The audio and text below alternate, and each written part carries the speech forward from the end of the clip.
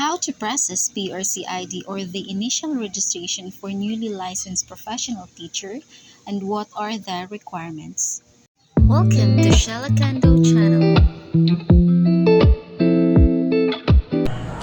Hello guys, it's me Shalakando and welcome back to my YouTube channel. So for today's video guys, I will show you the step-by-step process in filing your initial registration, and I will also show to you the requirements needed to get your PRC ID.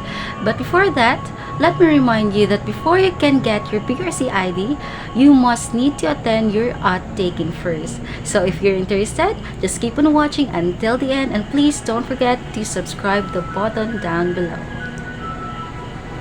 So here are the requirements for your initial registration. First is the Notice of Appointment or NOA. This is for checking purposes only. You must also have your duly accomplished oath form, 1 piece passport size with complete name tag, 2 pieces documentary stamps, 1 short brown envelope, and don't forget to bring any valid government ID. So here are the steps on how to file for initial registration. So, i-click mo yung Google Chrome app mo o kung anumang internet browser na meron ka. Ayan, in the search bar, i-type po yung Liris PRC. So, type mo na natin, Liris PRC. Ayan. So, i-click mo yung official website ng Liris. And then, i-click mo yung close. Scroll up ka lang at hanapin mo yung sign in. Ayan, click mo lang yung sign in, and then ilagay mo yung registered email PRC account mo sa Liris, and then click on I'm not a robot and click on sign in. And then after logging in, ayan, click mo lang yung OK and then click on proceed. So ito yung homepage profile mo.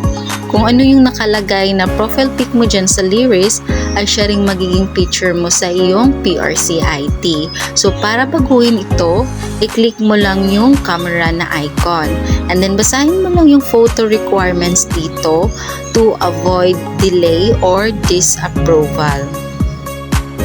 So here we have sample of acceptable photo.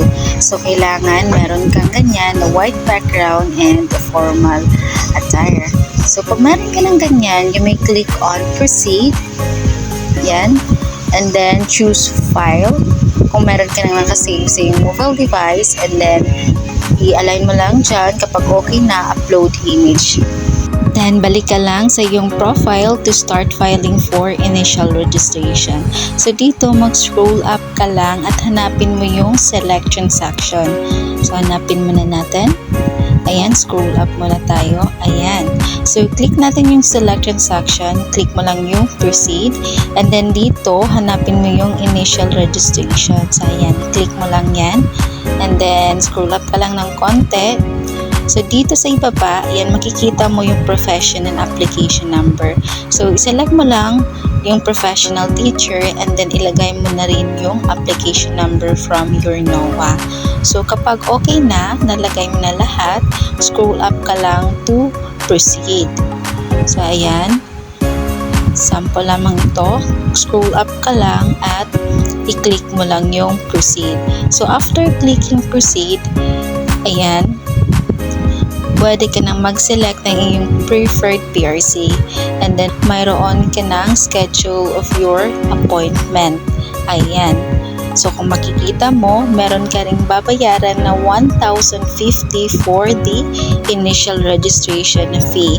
And then, sa ibaba, meron kang makikita na payment method. So, i-click mo lang kung ano yung available na payment method mo.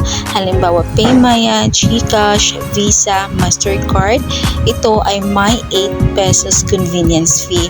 Kapag landmark naman ang pipiliin mo, mayroon siyang 10 pesos convenience fee. So, as of this moment, hindi pa kumokolekta ng bayad yung PRC cashier. So, make sure you have an enough balance to pay for the initial registration fee. So, kapag tapos ka nang magbayad, balik ka lang dito sa iyong home profile, and then i-click mo lang yung existing transaction, dahil dito mo makikita yung transaction na ginawa mo sa iyong account. So, i-click mo na natin yan. And then, click mo lang yung proceed. Hanapin mo lang yung initial registration na transaction mo. So, ayan. Kung makikita natin, paid na yan. So sa ilalim, kailangan mong i-click ang mga ito upang ma-download yan. So halimbawa yung payment details, print oath form at saka yung print AOR. So kailangan mong i-download ito at huwag mong kalimutan na i-print dahil ito ay isa sa mga hahanapin during your appointment for initial registration. So ito yung mga na-download natin na duly accomplished oath form at saka yung EOR. So sa duly accomplished oath form, kung makikita natin, mayroon siyang printed text na makikita mo yung appointment date at saka reference number. So huwag mo kalimutan na i-print yung duly accomplished oath form mo dahil hahanapin ito ng PRC. Ayan, so kung meron ka pang mga katanungan, i-comment mo lang dyan sa ibaba dahil susubukan natin niyang sagutin. Thank you for watching. Don't forget to like, comment, share, and subscribe.